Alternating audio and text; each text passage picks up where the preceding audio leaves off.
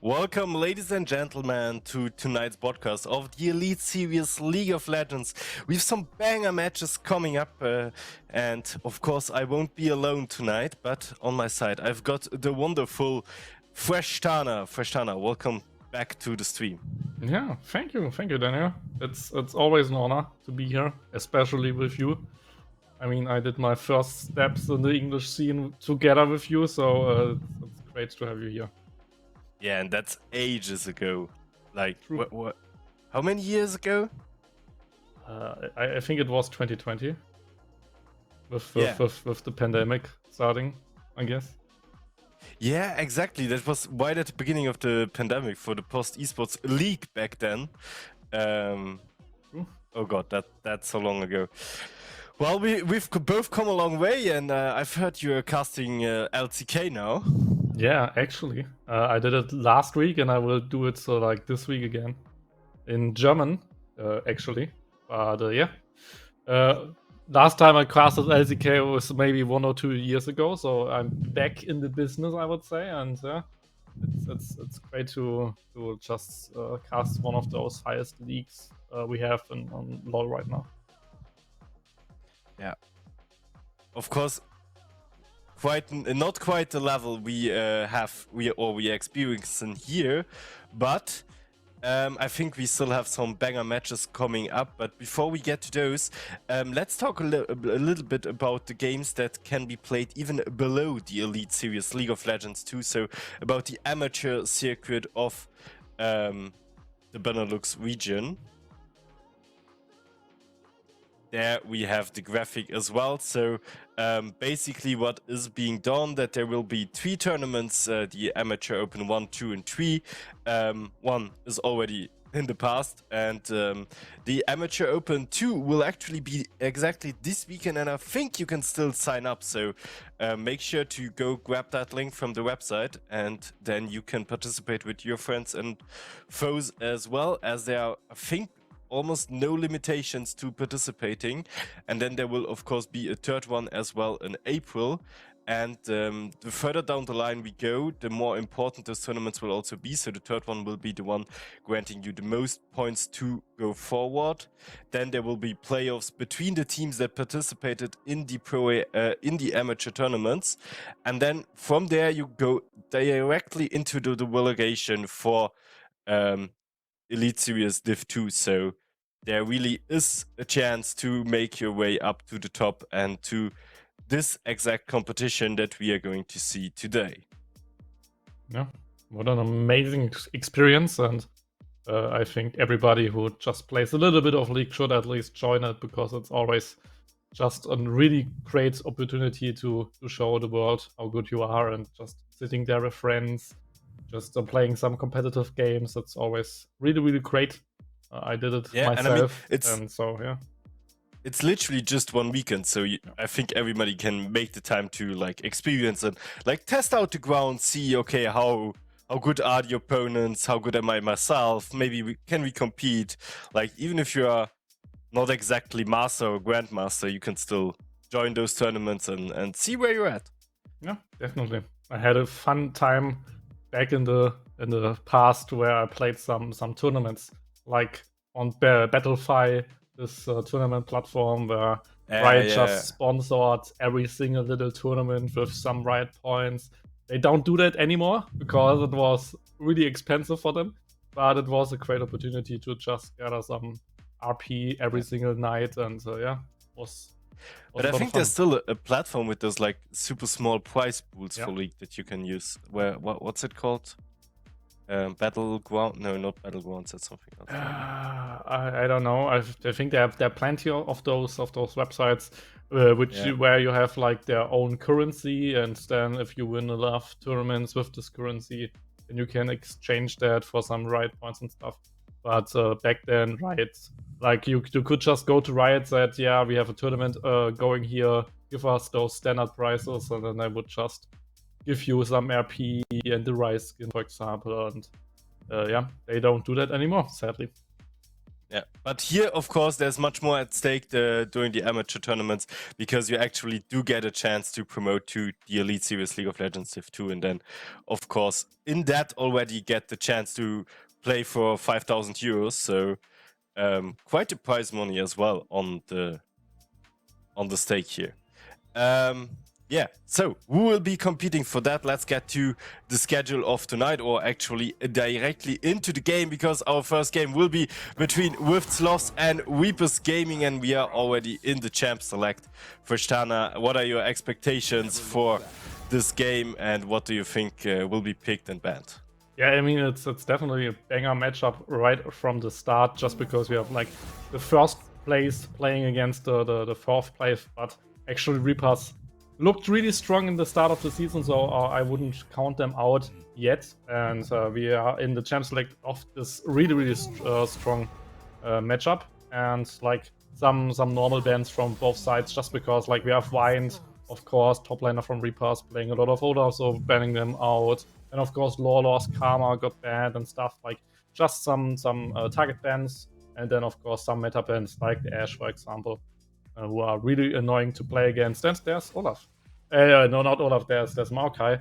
So he is still in the meta with Jarvan coming in as other jungler.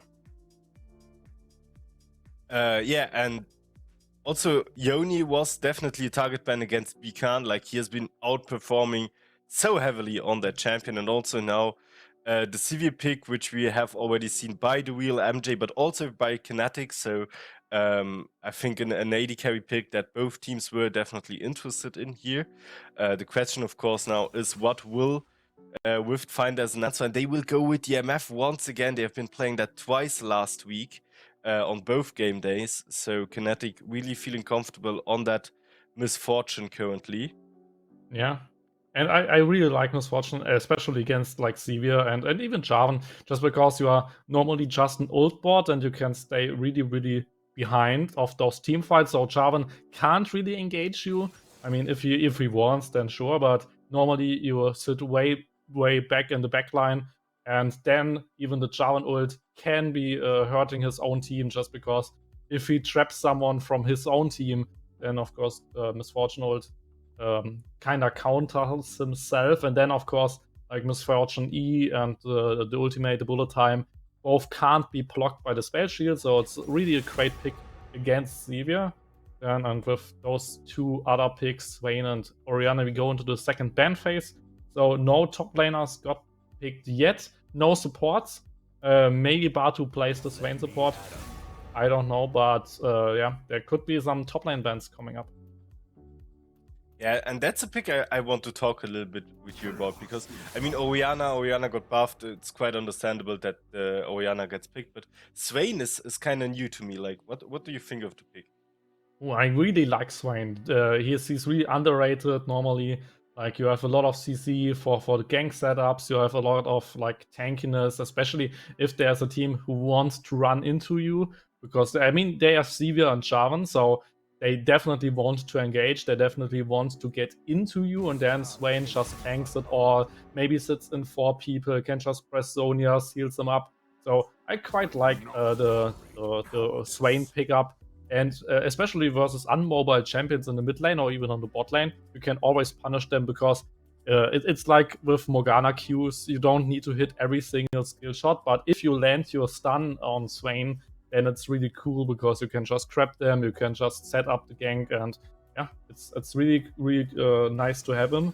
And especially with Maokai, you have so much long engage with him, and then a lot of CC with Swain, and together with the damage of Misfortune, it's quite a combo right now.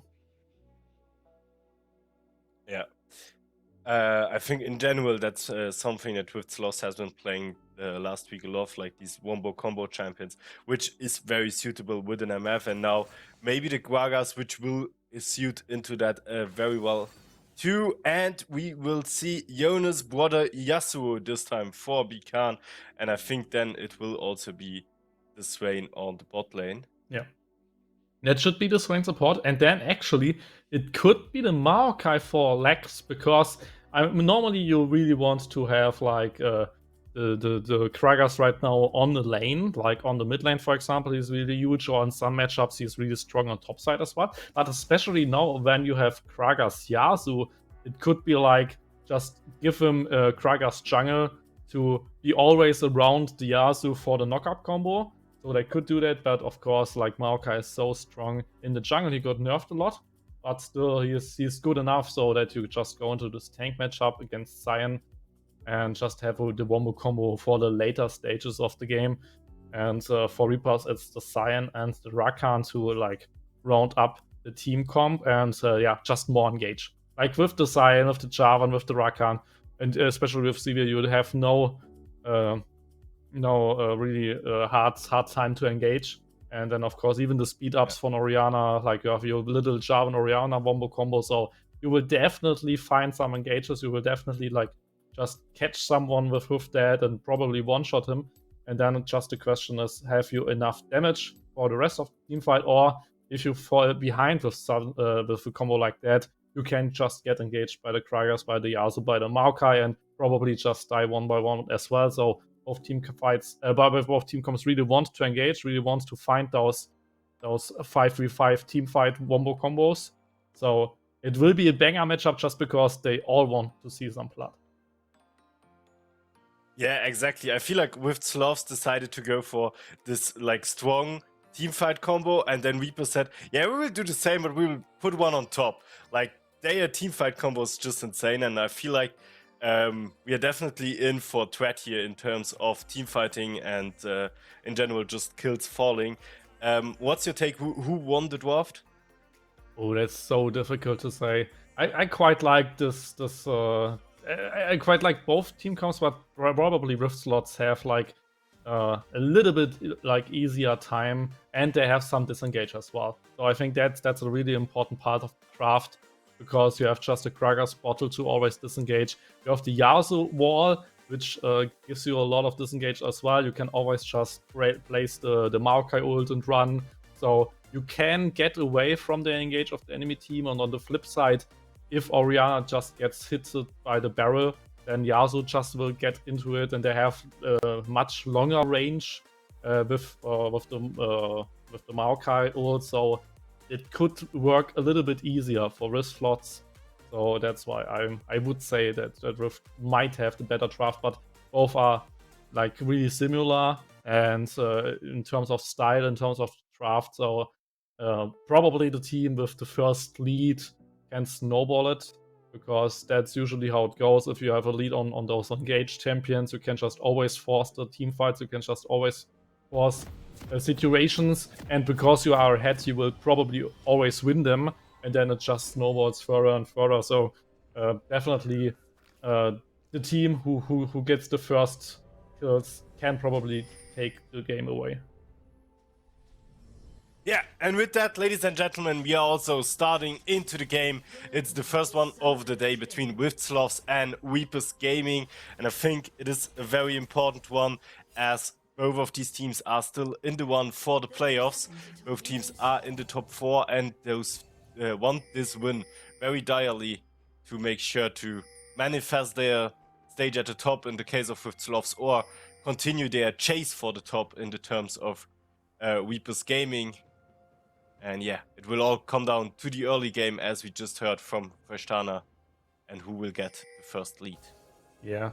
And like this game is really important for Reapers as well, just because they had now 3 losses and just dropped a little bit out of the bucket of the best teams, you could say. So they really need to bounce back. They really need to show this second division that they are a contender for the playoffs, maybe even for the first 2 places. So it's really important for them to especially win against a team like Rift Slots.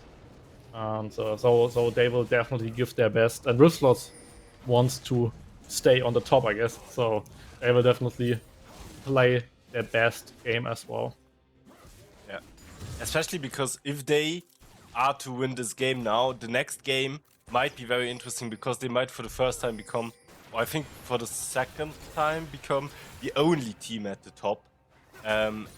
Because Dynasty and Oma Esports will play next, and they are both also in that one for the top. And if Dynasty wins against Aoma, both Aoma and Dynasty will have 2 losers, and with Sloths will remain with only 1. So they would, for the first time, be the sole team at the top. Yeah. So it's quite an important game for them, and of course the second series is quite important as well. Aoma against Dynasty. So please stay tuned for the upcoming matches as well. Anyway, the early game isn't that explosive right now. At least, like we saw some trading, especially we see like just the pressure range support has against the melee support. They get the first push, and with that they get a little bit more CS, but of course the real MG will get the CS back. Yeah, a little bit of pressure also here on Lolo. Bekan already with a lot of damage there. Same goes for the top lane, but of course it's all just poking up until now. Both junglers also now approaching the bot lane there. And I think both of them also quite good at level 3 ganks or like early game ganks, so maybe we will see some action there. Yeah, and it's basically the only lane where you can really play around in the early game at least. I mean, for especially for Rift, like level 6 definitely is a big upside for them to gank mid lane, just because Yasuo can always help with Maokai knockup. But also on the other side, like Jarvan and Orianna can definitely burst down Yasuo. So level 6, probably the level up where we see some ganks there in the mid lane. But before that, we will see mostly just bot lane pressure. We have 2 tanks on the top side, so nothing should happen there. And Maokai is at least on the corner, but there shouldn't be something happening just because we have just a pushed in wave and all are really like nice healthy. double wood now though. Liao is at least coming in, but no. As you said, it's just too safe for the Reapers. Yeah, and I mean Rakan is really mobile, and Sivir always has a spell shield, especially important against Swain. So if she gets crapped like you saw here, Real MG just knows how to get out of there. And then you could even say that this gank try was a little bit like not the best decision, at least because with that he lost a little bit of tempo. Jarvan already got his recall, for example, has some more stats as the longsword and the ruby, so he is a little bit stronger now in some scenarios. And just because Maokai tried to do the gank, but there was not really a good opportunity for that. So now they have a little bit less tempo at least, and maybe even lose the Drake for that, if they get this a successful little skirmish here. Yeah, so far no engage there on the bot lane. I think it will also stay with that. Maokai already went away. Maybe now knock up their own kinetic. Or the Trinket not in range for a knock up. And a lot of damage onto the bot lane there from Rift's loss. Yeah. Well played right now from Reapers, and that's what I mean. Yeah. So now they have the push pressure and they have the stronger jungler right now. So Jarvan could go for the Drake just because he was on the reset. Meanwhile, Liao needs to clear his top side now and then needs to recall. So he can't really contest this Drake because of his first gank try.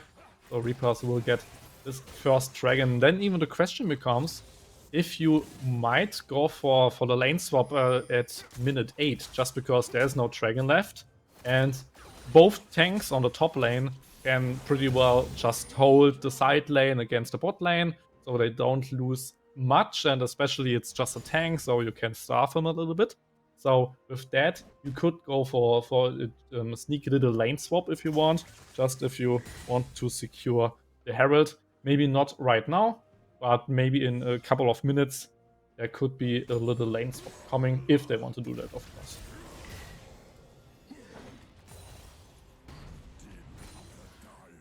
Yeah, so far, very quiet early game here. No kills so far. That's something we haven't seen a lot lately in the Elite Series, that we can witness 7 minutes of farming only, basically. a bit of pressure there on the bot lane previously, but nothing mentionable. Now Maokai is in that herald space we talked about. Will, however, only secure the skull there, I think. Yeah.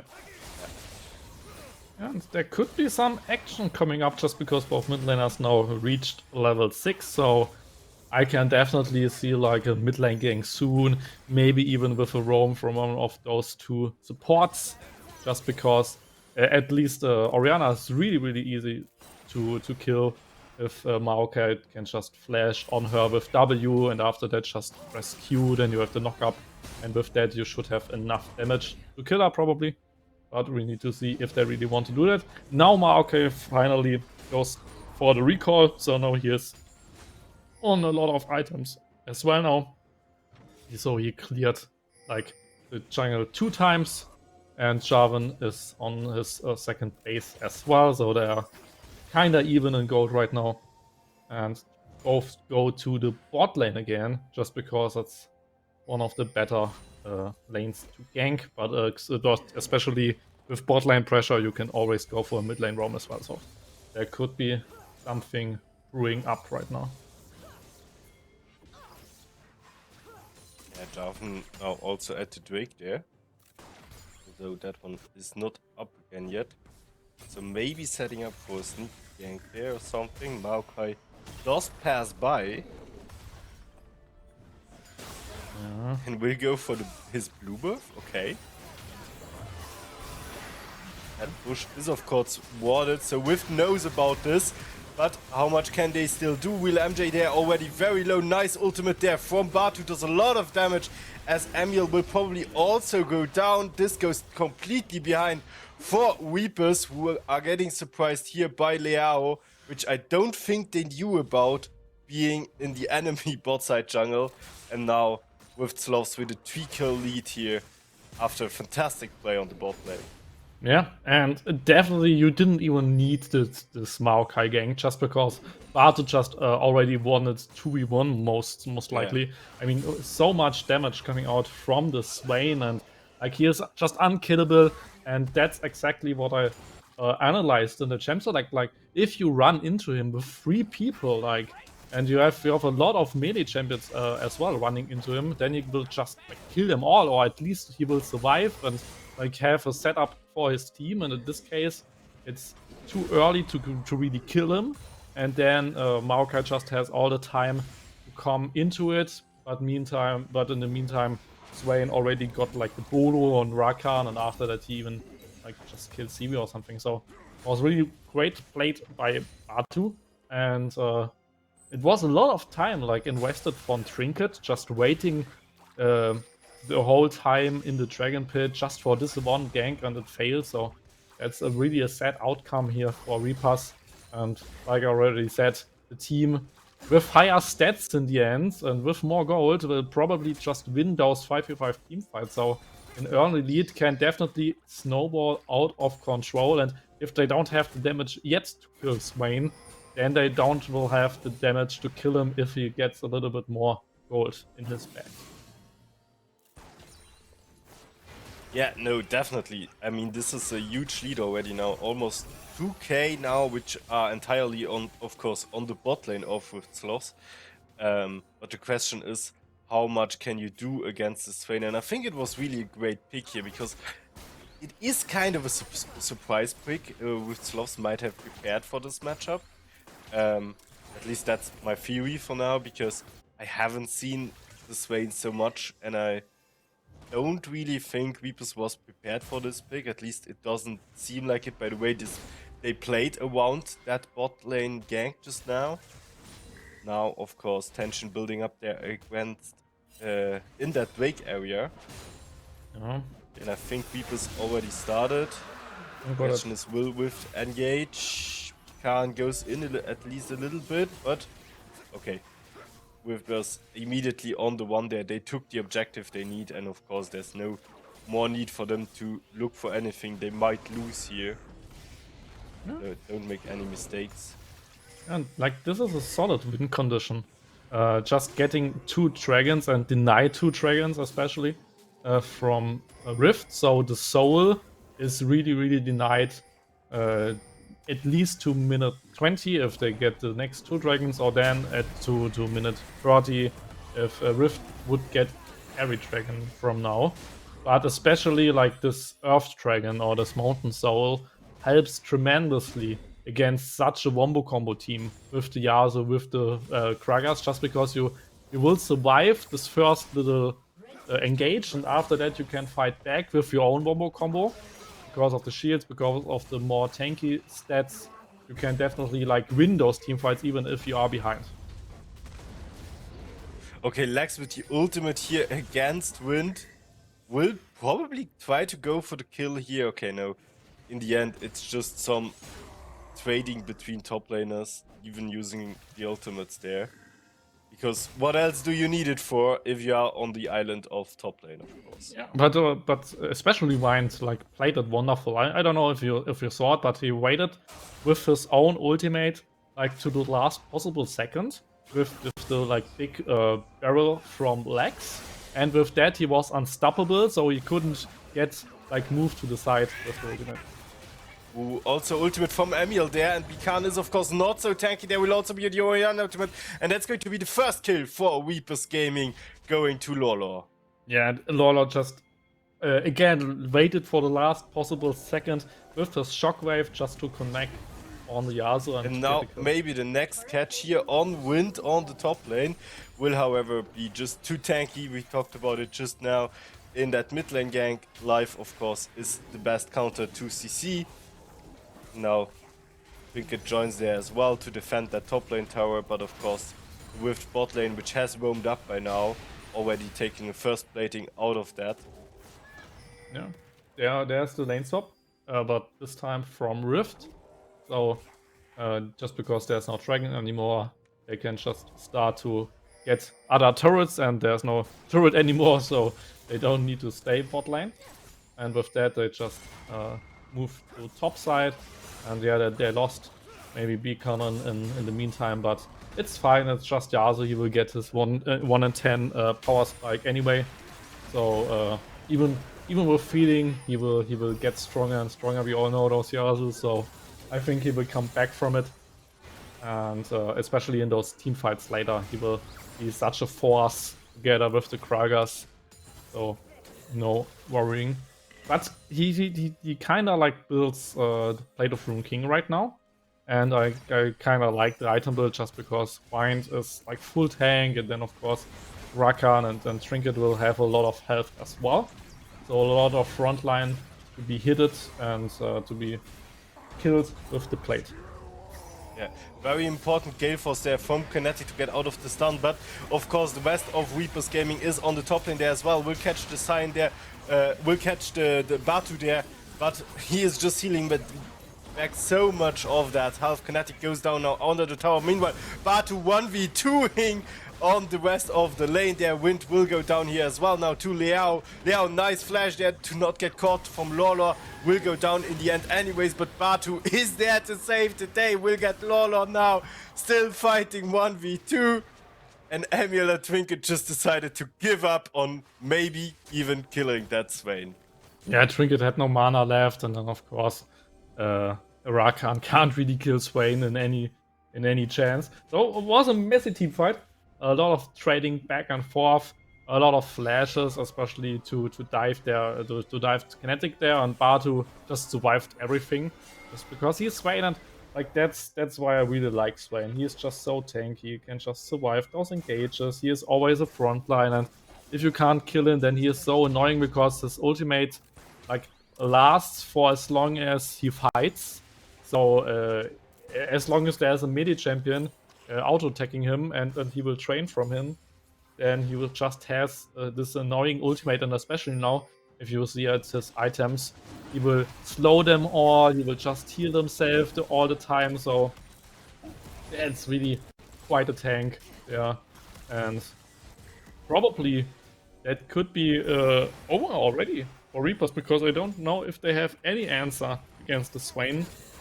They don't really have like a lot of consistent damage just with Real MG, but Real MG hasn't like the biggest range. Oh, Wind needs to hold out there. So he hasn't really the biggest range, and so he is always at the range of Swain, so Sivir can't really auto-attack him. And then you have just to burst champions into tanks, so like there's not really a good way to stop the Swain in the end. Yeah, I totally agree. Rift is also starting to look strong. Like you talked about this, the Blade of Turin King, of course, for Yasuo now finished, and we could just see on top lane how much that changes the perception of that life bar from the side. Yeah. Like it looks huge, but with the Blade of Turin King, Yasuo goes through it quite fast, even. So, and yeah, I think Batu definitely is kind of already the MVP here for with SLOTHS as. And probably they are win condition, which is not often the case with support, but yeah, with SLOTHS taking the decision here to give that carry potential to their support, and so far it works perfectly for them. Yeah, definitely. And like in both cases, it was like a team fight initialed by Reapers. So they wanted to kill them, they wanted to engage them, and then it always like backfired. And that is a huge problem. Like with the team comp can only go in, and then you have always a Swain in your face who can just survive that. So yeah, it's really hard to play around it. So you really need to try to split them up and maybe fight without Swain, but Swain will always be with the team just because he is a support. He is not a split push champion, so that could be a rough time. Rift now got the third Drake of the game and the first one for themselves. I want to talk about like Wine's decision to like build Yakshan, just because sometimes Scions go for the hard steel to just get more and more tanky, because hard steel just scales with max health and your passive scales with max health, so you get a lot of max health from your passive, and with that hard steel is really strong. But he knows they will just go for those team fights. He will always be in the face of someone, so Yakshan is really strong anyway. But he could have went, especially in a tank matchup, for Heart of Steel, because he will always pocket and just like get tankier and tankier.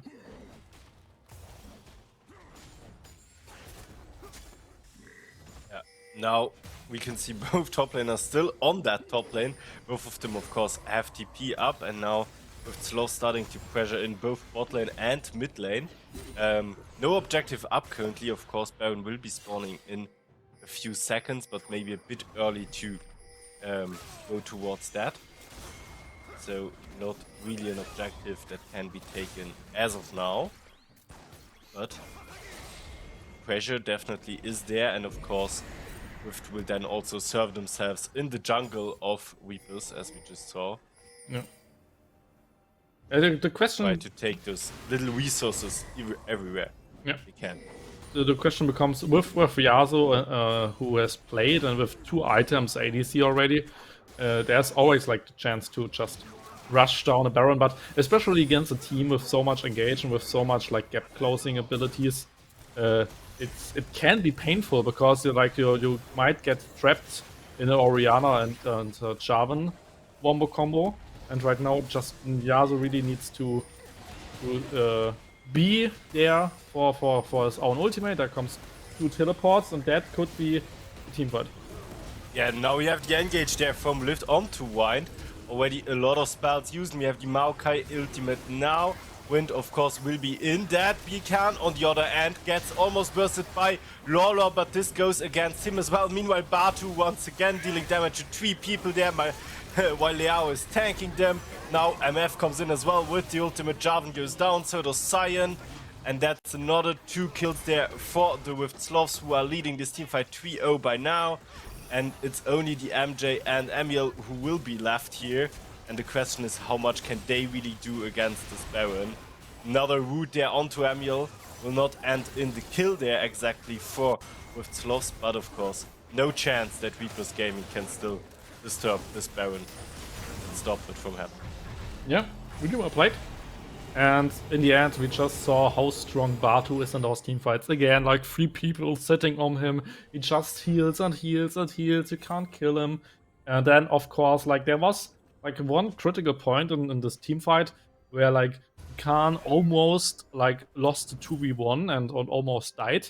But in the end, they didn't even need the Yasuo. They didn't even need like the the Wombo combo with Yasuo Kragas, just because the rest of the team was so strong to win it in the 4v3. And because Yasuo survived the 2v1, they couldn't join the rest of the team fight, and then they lost it. And now another engage here at the Drake, this time from the Rift Sloths. Will go immediately into the backline. Will lose Bakan though on this end of the fight, and Lex also goes maybe a little bit too deep, decides to rejoin his team here as they are taking down Wind, so a 1-for-1 trade until now, and I think one that Rift Sloths shouldn't be too happy about, because as the leading team they should definitely hope for better outcomes out of team fights like this. Yeah, and one problem about this team fight was that Batu had no ultimate. Like the cooldown is really, really high. And like in the team fight, you saw that it was still on cooldown, so you couldn't really go into that. And then Yasuo was just all alone versus 4 people, because White, of course, dived to the backline as well. And Yasuo alone against 4 can just be peeled away and probably just killed. And that's exactly what happened. So they traded mid lane for top lane, and 1-for-1 is always like not the best trade. Like you said, if you are ahead, normally you should trade a little bit better than 1-for-1. And now they got at least the dragon from it, and especially now when they can stack those dragons. Like normally if you get a soul, we have like 2 almost useless dragons because you just get a little bonus out of them. But now in this case you can just stack for, a good dragon 4 times, which make them even more. Catch there on Lolo, he will definitely go down in that situation. Emiel is on the one for the catch there, and Lolo even gets out of the grasp of Lex there, even though he had the double wound going on him. But in the end, the ultimate from Khan was enough to save him there. Maybe now with the ultimate of Kinetic, of course, that will be the kill for Rift Sloths and the real MJ's death in this position. Yeah. And the game is probably over from here. They can just get the first inhib, maybe even try to go for more, but they don't need to go for more. And even this inhib kind of a little bit close, but they shouldn't really like fight, just run out and maybe get away from the Sion ult if he tries to, but he doesn't try to, so just a really good inhibitor there for them, because Baron will spawn in around 2 minutes, so they have always bot lane pressure, and with bot lane pressure it's harder to defend the Baron. So definitely good pickup there, and there are like tons of gold ahead right now. It's almost 8k of gold, so they all just are ahead in total. And with that, in a team comp like that, they can't really lose those team fights, just because they have just more gold in the 5v5 and can survive the burst and can burst a little bit more, and will probably just win if they want to force it. And if they want to play it clean, and they can just wait for the Baron, and after that just go top lane, for example, go mid lane, for example, and maybe go for a second inhib in this way. Okay, disconnection was called, but I don't see. I mean, Wind is behaving just as normal, so I guess that was just maybe a bug in the spectator or something. Yeah. Now, Rift, of course, pressuring into that base, and you talked about it. They can either try to force it now by doing an engage themselves, or they should just wait for the next objective and try to, like, with the pressure from that, like, either make Reapers engage and then have the upper hand in that fight, or just win a Baron and then close the game with the Baron. The Reapers, of course, now looking a little bit for catch here. But with how close Rift Sloths stays together, it will be very hard to find one. Yeah, and that's the Mountain Turret. And there's pretty much no counterplay against it. I mean, you can try to engage, but then you just run into Batu, and you can probably not kill him. So he will just wiggle you down. And then like one of the biggest problems always, especially in a team comp like that, is like who do you want to focus down? Like, do you really want to kill Batu? No, you can't. Then Ooh, now the engage from Lex, there immediately the ultimate from Bikan as well. Bikan already going down, a lot of damage there as well from Batu, and now the ultimate from MF, not of course doing even more damage. The real MJ going down now, Wind in the backline was able to take Bikan out, but will probably go down for it, or has to flee behind enemy lines. And with taking down the first Nexus tower here, will probably be able to get the second one as well, as there's still 4 people and healthy. Trinket twice goes for the engage here, of course, but there will be just too much damage will be taken down here. Now Emil is coming back up, the Nexus is standing open, but the life bars of the Rift Sloths are draining down. Liao tries to save his members there. Emil quite low, and Batu is the damage dealer. He's definitely going to be the carry of this game. Still alive here now.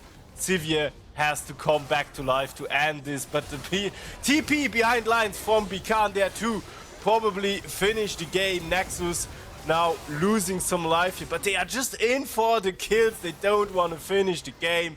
They are now with the last auto attack will finally end it for us, with Sloths taking the win here against Weepers Gaming.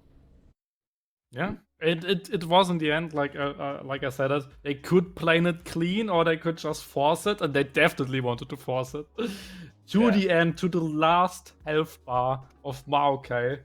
So really, like 5-member just trying to get the finish, and in the end, like Maokai succeeded with that. But it was close, and it was really forced. But it worked out. So Rift Lords definitely like cements themselves at the top of our standings, and for Reapers, it looks a little bit darker than last week, because now they have 4 losers already. So it could be rough to get on the highest possible ladder position, but playoffs are still in reach, I would say. Yeah, definitely. They are still within the top 4, and of course, top 4 is where you have to be for playoffs. And we will maybe take a quick look at the schedule of today to see what is coming up next before that little break. And there you have it, ladies and gentlemen. We will see Dynasty against Oma Esports. So another banger matchup for that top of the ladder. I think arguably even a more important one than the one we just saw. And then we will have Once Upon a Team against Aurora, and in the last game Pertinix Esports against Adverse, which is also a very important game for Pertinix Esports, because they started their chase for those top 4 as well. They are currently 4-4, and yeah, they definitely have to win that game against Adverse if they want to stand the chance to get into those playoffs. So a lot of exciting games still coming up, and we will go into a quick break first. But even before we go into the break, just a little reminder to donate, because we are still collecting donations for ABAP, which is a charity in Turkey helping earthquake victims on site by providing shelter, food and medical supplies. The situation down there is still a very dire one, and they can they can use every help they can get, and of course a little bit of money can always go a long way. So if you got a few dimes too much, make sure to donate them. And with that, we will see each other in about 10 minutes for the next game.